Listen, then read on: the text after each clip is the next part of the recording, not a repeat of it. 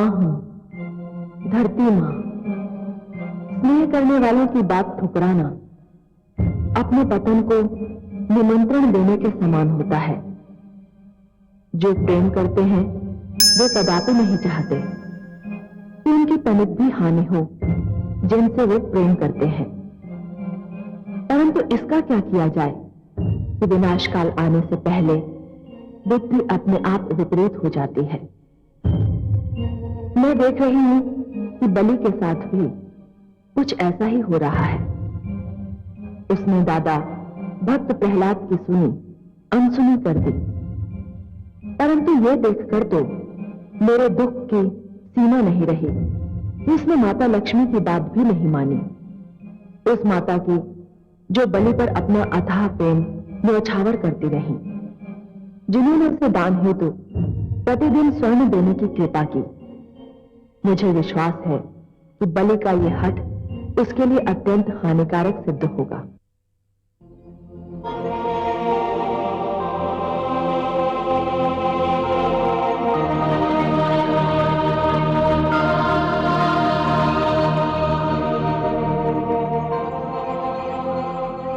हे त्रिलोकीनाथ, हे पद्मनाभ, आपको कोटि कोटि धन्यवाद। आपका धरती पर अवतरण संपूर्ण जगत के लिए कल्याणकारी सिद्ध होगा। अब जिस रूप में भी दिखाई दे वही रूप सुंदर और महान है। आपका यह वामन रूप भी अत्यंत मनोहर है। धन्यवाद देवराज, परंतु इस बार मैं स्वयं धरती पर भिक्षा मांगने आया हूं। भिक्षा मांगने? हाँ देवराज, भिक्षा मांगने, एक भिक्षुक बनकर।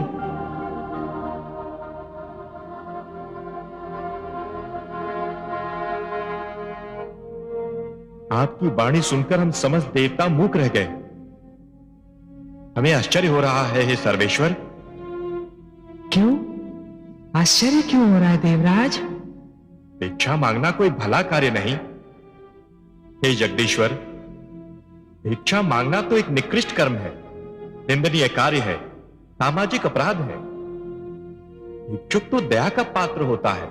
नहीं देवराज, आप जो कह रहे हैं वो अवश्य ही असत्य नहीं, पर पूर्णतया सत्य भी नहीं। मैं समझा नहीं है नीलकांत। देवराज, वो भिक्षा जो अथक परिश्रम के भय से, शारीरिक कष्ट उठाने के भय से, आलस्य से मांगी जाती है, वो अवश्य ही एक निकृष्ट कर्म है जो निंदनीय है, एक सामाजिक अपराध है। परंतु भिक्षा के और भी तो रूप होते हैं देवराज। और रूप? और रूप क्या हो सकते हैं जगदीश्वर? देवराज, ध्यान से देखिए तो हर प्राणी जन्म से भिक्षुक ही होता है। उसका सारा जीवन भिक्षा मांगते मांगते ही व्यतीत होता है, और वो जिन वस्तुओं की भिक्षा मांगता है उन सारी वस्तुओं की निंदा भी नहीं की जा सकती। आप ज्ञान का स्रोत हैं हे नीलकांत, ज्ञान का आधार है।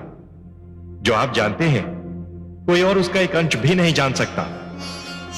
पर क्षमा करें, हम आपके विचार समझने में असमर्थ हैं। आप जो कह रहे हैं हमें उसकी व्याख्या जानने की इच्छा हो रही है। कोई प्राणी मात्र जन्म लेने से ही भिक्षुक कैसे हो सकता है? देवराज, कोई कैसे जन्म से ही भिक्षुक हो सकता है?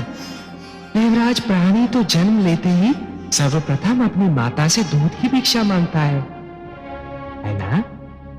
फिर जैसे ही आयु बढ़ती है अपने पिता से सुरक्षा की भिक्षा मांगता है।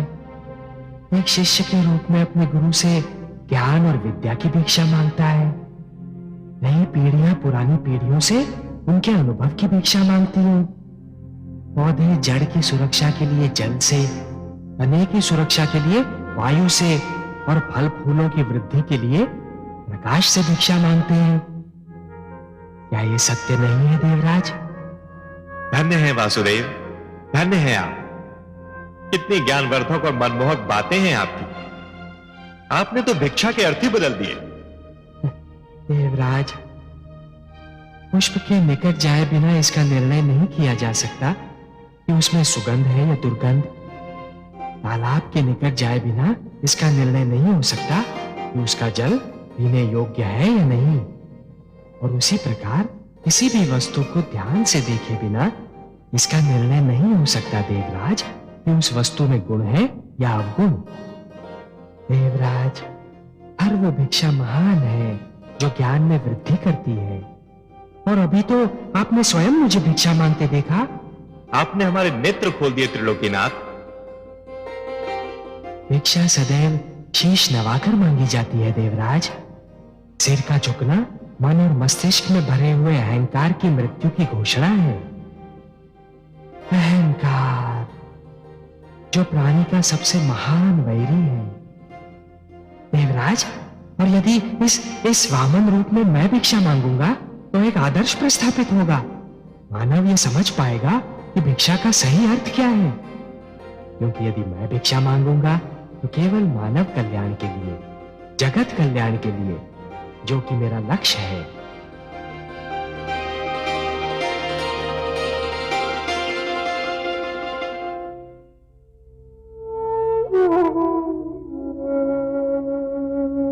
देवी,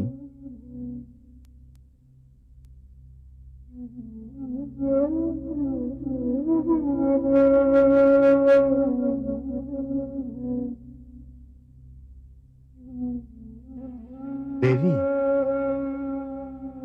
स्वामी, आप कहाँ खो गई थी आप, जो आपको मेरे आने तक का आभास नहीं हुआ? इतनी महान घटना हुई है। आप संभवतः सृष्टि की सौभाग्यवती नारी हैं कि भगवान श्री विष्णु ने मानव रूप में जन्म लेने के लिए आपको माता के रूप में चुना है। परंतु आपके मुख पर यह चिंता की छाया अच्छी नहीं लगती। क्या बात है? आप प्रसन्न नहीं हैं? ऐसा मत कहिए स्वामी, मैं बहुत प्रसन्न हूं। इतनी प्रसन्न हूं कि मेरे पांव धरती पर नहीं पड़ रहे। जिसे भगवान श्री विष्णु की मां बनने का सम्मान मिला हो वो प्रसन्न क्यों ना होगी। किंतु क्या देवी? उनका ये वामन अवतार मेरे लिए चिंता और भय का कारण बना हुआ है। इतना छोटा आकार लेकर वो इतनी शक्तिशाली बलि का सामना कैसे करेंगे? कहीं उन्हें कोई हानि न पहुंचे। मुझे तो हर पल यही चिंता दुखी कर रही है, यही भय खाए जा रहा है। देवी, वे ईश्वर हैं। वे जो करते हैं उसके पीछे क्या कारण है ये तो वही जानते हैं। यदि वे चाहते तो वो एक विशालकाय रूप भी धारण कर सकते थे, परंतु उन्होंने अपनी स्वेच्छा से वामन रूप का चयन किया। इसके पीछे भी कोई कारण अवश्य होगा, कोई भेद अवश्य होगा। आप चिंता ना करें, सब कुछ भगवान विष्णु पर ही छोड़ दें।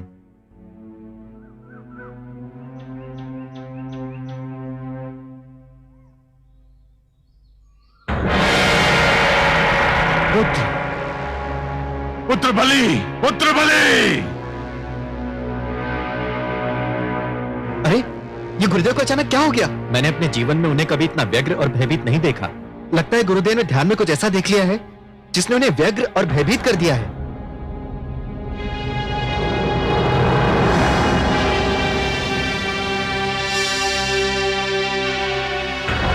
पुत्र बलि, पुत्र बलि! गुरुदेव,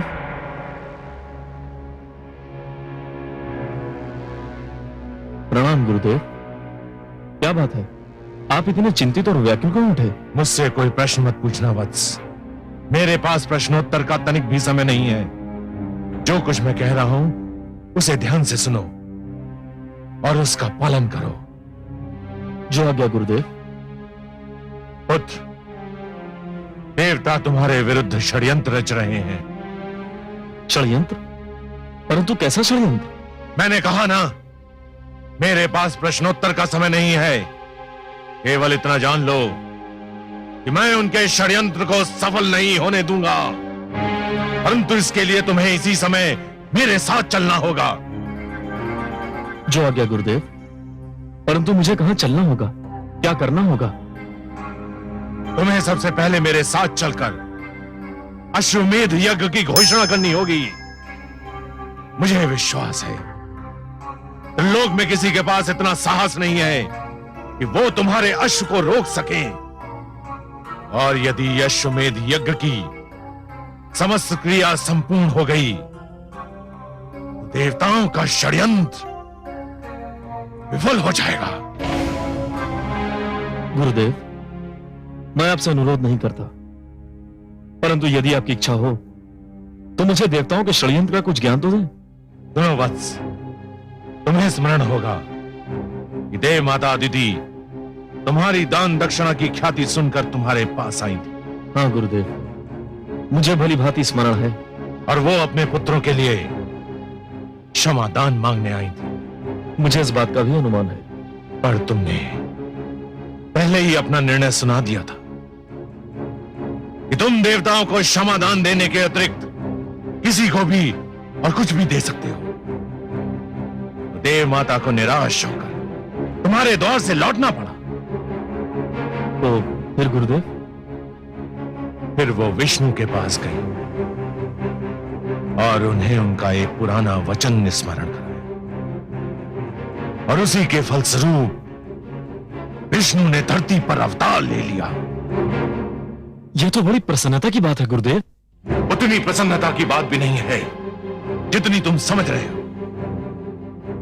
ये एक ऐसी बात है, इसका अनुमान केवल मुझे है। अब कोई भी प्रश्न मत पूछना। सेना को सारे विश्व में भ्रमण का आदेश दो, यज्ञ का अश्व छोड़ो, लोक को जीत लो। कोई तुम्हारे समक्ष ठहर नहीं सकता। मैं सफलता के इतने उच्च शिखर पर पहुंचकर फिसलना और गिरना नहीं चाहता वत्स। अब एक क्षण भी नष्ट करना महापाप होगा।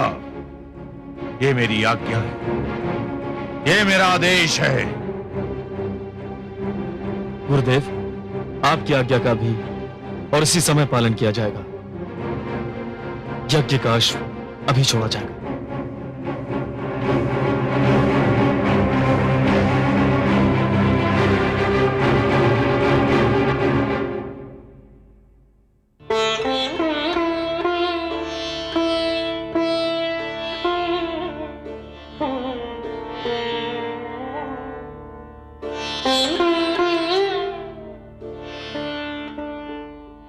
अब मुझे जाने की अनुमति दीजिए माता श्री। जाने की अनुमति? कहाँ जाने की पुत्र? मुझे अपने जन्म का कारण सिद्ध करना है। कैसे अनुमति दो मेरे प्रिय पुत्र? अभी तो मैंने तुम्हें जी भर के निहारा भी नहीं है। तुम्हें अपने स्नेह सागर से एक बूंद भी नहीं दे सकी हूं। माता, मैं तो आपका पुत्र बन के जन्मा हूं। आपके स्नेह पर मेरा अधिकार सदैव रहेगा। परंतु सर्वप्रथम मुझे मानव कल्याण का लक्ष्य प्राप्त करना है। मुझे बलि के पास जाना है माता। बलि के पास? परंतु पुत्र, वो बहुत शक्तिशाली है, बहुत विशालकाय है, और तुम? और मैं देखने में दुर्बल और आकार में छोटा हूं, यही कहना चाहती है ना आप? हाँ पुत्र। माता, साहस का आकार शरीर के आकार पर निर्भर नहीं होता, और भीतरी स्वरूप बाहरी रूप पर निर्भर नहीं होता। और फिर इस बार तो मैं अहिंसा का संदेश लेकर आया हूं ना। आपका पुत्र बनकर जन्म लेने से पहले ही मैंने ये कह दिया था माता कि मेरा लक्ष्य बलि से युद्ध करना नहीं है, उसका वध करना नहीं है। मुझे तो केवल उसके अहंकार का नाश करना है। मुझे बलि को यह जताना है माता कि मैं सब कुछ सहन कर सकता हूं, परंतु मानव पर अत्याचार और मानव हत्या कदापि सहन नहीं कर सकता। मुझे उसे यह बताना है कि विश्व विजेता होकर भी कोई भी ईश्वर से बड़ा नहीं हो जाता। उसे यह समझाना है माता कि दानी होने का अर्थ यह नहीं है कि कोई महानतम हो गया, ईश्वर से भी बड़ा हो गया, क्योंकि ईश्वर जो दान दक्षिणा की सामग्री देता है, भंडार देता है, वही सबसे महान होता है। हे माता, उसे मुझे यह भी समझाना है कि ईश्वर धनवानों का चुनाव केवल इसलिए करता है कि वो धन निर्धनों तक पहुंच जाए। और ये सब कुछ बताने के लिए मेरा बलि के पास जाना अनिवार्य है माता। मुझे अनुमति दीजिए।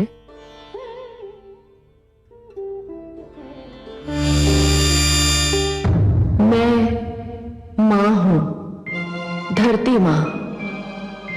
बलि की सेना अश्व लेकर सारे विश्व में गई। दैत्य गुरु शुक्राचार्य ने सच कहा था, कोई भी उसके सामने ठहर नहीं सका। किसी को उसका अश्व रोकने का साहस नहीं हुआ। उसकी सेना उसका अश्व लेकर विजय पताका फहराती हुई लौट आई और आरंभ हुआ यज्ञ का समापन।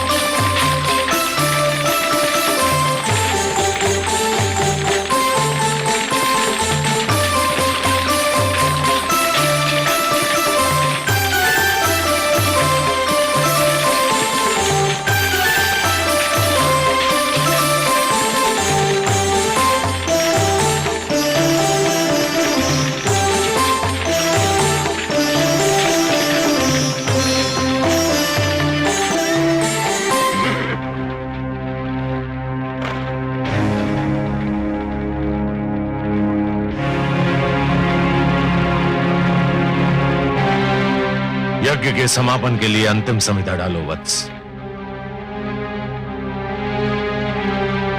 ओम भवतु भिक्षाम देहि।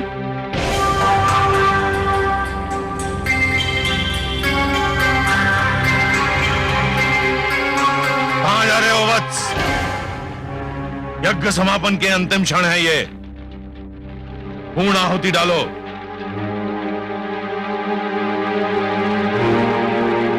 ओम भवतु भिक्षाम देहि।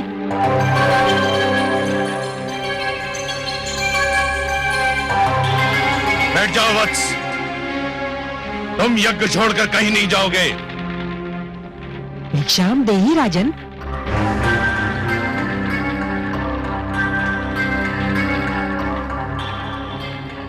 क्षमा करें गुरुदेव, किंतु बलि के द्वार पर कोई भिक्षुक आए और उसे भिक्षा के लिए दूसरी बार भी गुहार करनी पड़े तो बलि की दानी वृत्ति को 100 बार धिक्कार है। अब मैं नहीं रुक सकता। वत्स, रुक जाओ वत्स, रुक जाओ।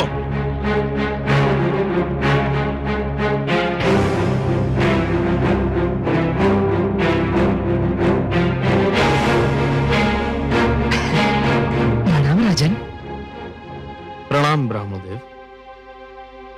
कहिए, क्या चाहिए आपको? राजन, मैं तो एक साधारण ब्राह्मण हूँ और एक ब्राह्मण भिक्षा के अतिरिक्त और क्या चाह सकता है? क्या भिक्षा चाहिए आपको? स्वर्ण, गोधन, गजधन, हीरे, मोती? नहीं राजन, मुझे इनमें से कुछ भी नहीं चाहिए। ब्राह्मणदेव, तो फिर जो भी आवश्यकता हो आपकी मेरे सामने व्यक्त कीजिए।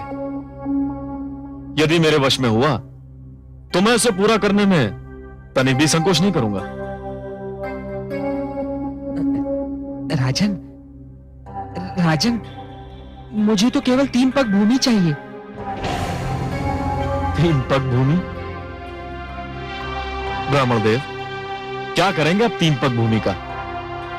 मैंने तो ये सुना था कि दानी बलि में ये पूछता है कि वो दान किसे दे रहा है और मैं ये पूछता है कि वो दान में क्या चाह रहा है। ब्राह्मणदेव, मैंने 3 पग भूमि मांगने का कारण इसलिए नहीं पूछा था कि मैं प्रयास करना चाहता हूं। तो फिर क्यों पूछा? मैंने इसलिए पूछा था ब्रह्मदेव, यदि कोई ऐसा व्यक्ति 3 पग भूमि मांगे जिसका आकार साधारण व्यक्ति की तरह हो, तो भी उसका कुछ भला ना होगा। और आप जैसे आकार वाले व्यक्ति के 3 पग तो और भी कम स्थान घेरेंगे, उसमें तो साधारण व्यक्ति खड़ा भी ना हो पाएगा। राजन, मैं ये 3 पग भूमि किसी साधारण व्यक्ति के लिए नहीं मांग रहा हूँ, स्वयं अपने लिए मांग रहा हूँ। आप में क्षमता हो तो भिक्षा दान करें, नहीं तो मैं आगे बढ़ूं। मैं आपको यहां से कहीं नहीं जाने दूंगा ब्रह्मदेव। मुझे तो यह सोचकर आश्चर्य हो रहा है कि आप महासागर से केवल 1 बूंद पानी मांग रहे हैं, पर्वत से केवल 1 कण चाहते हैं। आप मुझसे केवल 3 पग भूमि मांग रहे हैं, और मैं क्षुब्ध हो रहा हूं कि इतना छोटा, इतना साधारण, इतना तुच्छ दान लेते हुए आपको तो लज्जा नहीं आ रही है, किंतु ब्राह्मण देव देते हुए मुझे लज्जा आ रही है। मांगिए ब्राह्मण देव, कुछ ऐसा मांगिए कि जिसे देते हुए मुझे प्रसन्नता हो, गर्व हो।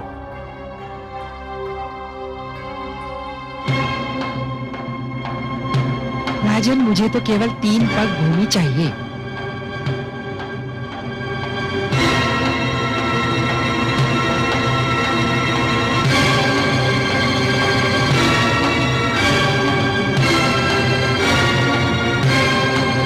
कुछ मत देना वत्स, इस ब्राह्मण को कुछ मत देना, इसे कुछ मत देना वत्स, इस ब्राह्मण को कुछ मत देना। गुरुदेव, किंतु क्यों? इधर आओ, ये ब्राह्मण नहीं है। तो फिर कौन है ये छलिया है, ये स्वयं विष्णु है। श्री विष्णु भगवान? हाँ, विष्णु, जिसे तुम सब बड़े आदर से श्री विष्णु भगवान कहते हो, परंतु मैं जानता हूं ये कौन है, क्या है। देखो ना, आज भी वामन रूप में हमें ठगने आ गया है। नहीं गुरुदेव नहीं, आप तो भली भांति जानते हैं कि मैं माता लक्ष्मी का कितना बड़ा उपासक हूं। मैंने तो उनसे भी कहा था कि मैं भगवान विष्णु के दर्शन करना चाहता हूं, जो मेरे दादा श्री प्रहलाद की पूज्य हैं। गुरुदेव, मैं कितना सौभाग्यशाली हूं कि आज भगवान स्वयं चलकर मेरे द्वार पर आए हैं। मैं तो प्रसन्नता से फूला नहीं समा रहा हूं। मूर्ख मत बनो, तुम विष्णु को नहीं जानते हो। ये तुम्हें दर्शन देने नहीं, दंड देने आया है। गुरुदेव, भगवान यहां किस लिए आए हैं मेरे लिए कोई महत्व नहीं रखता। वे यहां आए हैं मेरे लिए बस यही महत्वपूर्ण है। मैं जिनके दर्शन के लिए इतना व्याकुल था, वे मेरे सामने हैं। क्या इससे बड़ा सौभाग्य संभव है? और वे भी भिक्षुक बनकर? ये सब एक ढोंग है, एक छलावा है। तुम इसके छल में मत आना।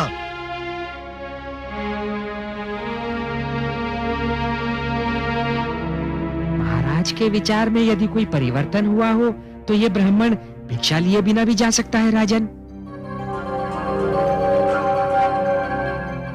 नहीं भगवान नहीं। तो फिर मेरी 3 पग भूमि? मैंने दे दी भगवान, मैंने दे दी। यूं नहीं महाराज, संकल्प लेना होगा।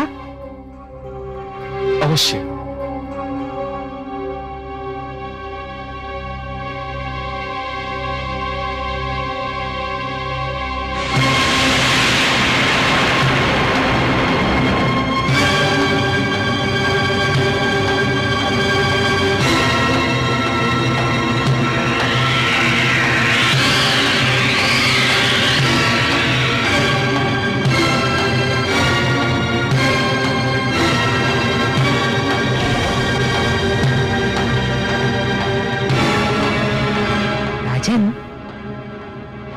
लगता है कि कमंडल में कोई कीट फंस गया है।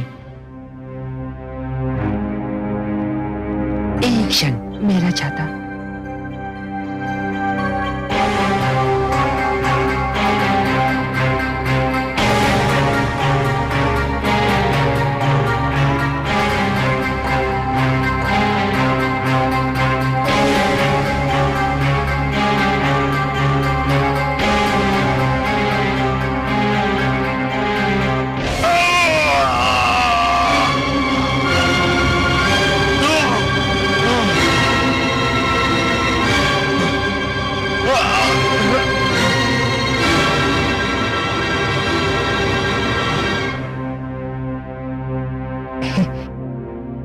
राजन, कीट निकल गया।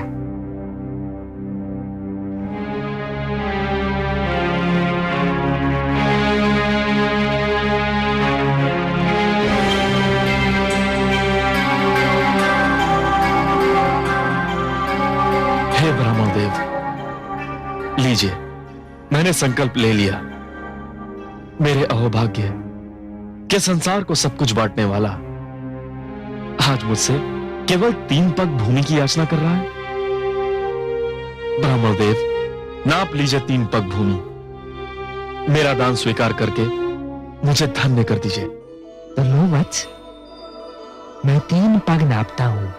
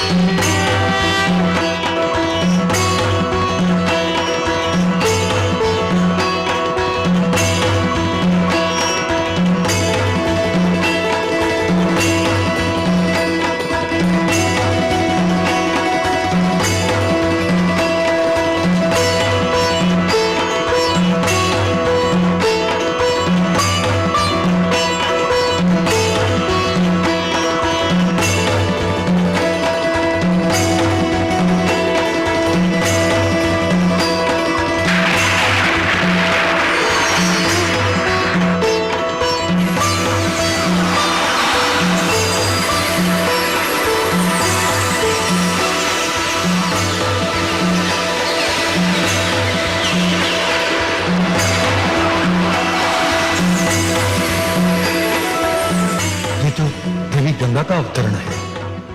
नहीं नहीं, अभी इसका समय नहीं हुआ है।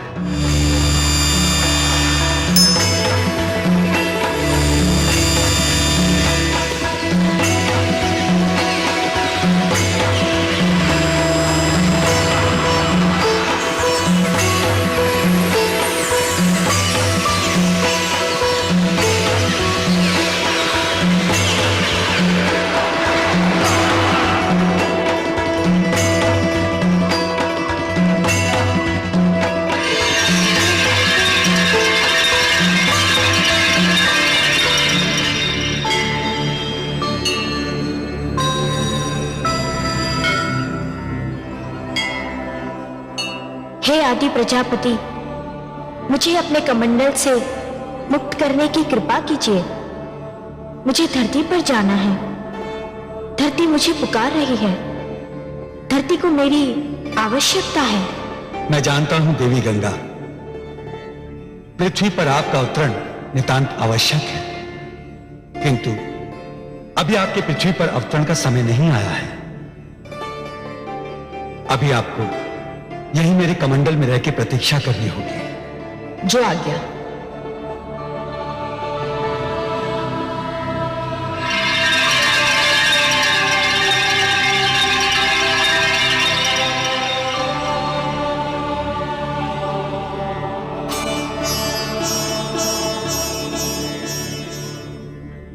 हे बलि, मैंने पहला पग उठाकर समस्त धरती और पाताल को नाप लिया है।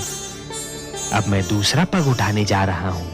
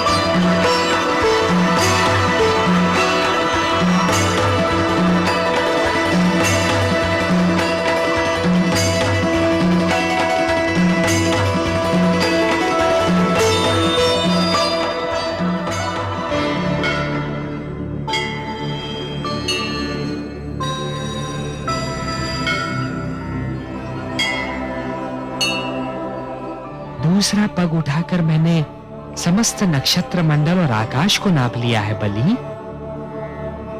मैं जानता हूं ब्राह्मण देव। तब तो ये भी स्मरण होगा कि मैंने 3 पग भूमि मांगी थी। प्रभु, मुझे इस बात का भी भली भांति स्मरण है। और अब तीसरा पग रखने के लिए कोई स्थान शेष ही नहीं है। यह भी जानता हूं प्रभु। हे बलि, क्योंकि तीसरा पग धरने के लिए कोई स्थान शेष नहीं है। यदि तुम चाहो तो मैं तुम्हें तीसरा पग क्षमा कर सकता हूं। नहीं प्रभु, ऐसा मत कहिए। जिन हाथों ने आज तक बलि से दान स्वीकार किया है वे हाथ साक्षी हैं। जिन आंखों ने आज तक बलि को दान देते हुए देखा है वे आंखें साक्षी हैं। जिन कानों ने आज तक बलि की दानी प्रवृत्ति की ख्याति सुनी है वे कान साक्षी हैं कि बलि कभी अपने संकल्प से नहीं फिरता है। बलि ने सदा अपने हाथ खोलकर और नेत्र बंद कर दान दिया है। प्रभु, बलि ने आपको 3 पग भूमि दान करने का वचन दिया है। प्रभु, तो आपको अपना तीसरा पग उठाना ही पड़ेगा। उठा तो लो बलि, परंतु प्रश्न ये है कि उसे रखूंगा कहां? कोई स्थान शेष ही नहीं रहा। मैं जानता हूं प्रभु, मैं ये भली भांति जानता हूं कि आपके दोनों पगों ने यह सारी सृष्टि, मेरा सारा राजपाट और जो क्षेत्र मैंने जीते थे वे भी नाप लिए हैं। अब केवल एक ही स्थान बचा है जिस पर मेरा अधिकार है, जो मेरा है। मैं तुम्हारा वाक्य पूर्ण होने की प्रतीक्षा कर रहा हूं बलि। वो कौन सी वस्तु है जिस पर अब भी तुम्हारा अधिकार है? प्रभु, वो वस्तु है मेरा शरीर। बस अब मेरी काया ही बची है जिसे मैं अपनी कह सकता हूं, जिस पर अब भी मेरा अधिकार है। प्रभु, आप अपना तीसरा पग मेरे शीश पर धरिए ताकि संसार ये जान ले कि बलि केवल देना नहीं, वचन निभाना भी जानता है। प्रभु, कृपा करके उठाइए अपना पवित्र पग और धर दीजिए मेरे शीश पर। प्रभु, यह मेरा आग्रह भी है, मेरा हट भी है और मेरी विनती भी है। हे बलि, यदि तुम्हारी यही इच्छा है और यदि तुम ये समझते हो कि इसी में तुम्हारा उद्धार है तो मैं ऐसा ही करूंगा।